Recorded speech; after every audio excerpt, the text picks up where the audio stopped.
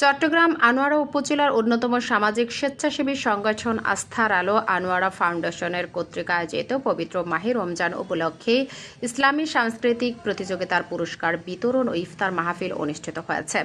শুক্রবার সন্ধ্যায় উপজেলার চাতুরী চৌমনি ডাক্তার মোহাম্মদ শফিকুল আলম চেম্বার মাঠে আস্থার আলো আনোয়ারা ফাউন্ডেশনের প্রতিষ্ঠাতা ও পরিচালক শেখ আবদুল্লাহর সভাপতিত্বে সংগঠনের সভাপতি মোর্শেদ মান্নান ও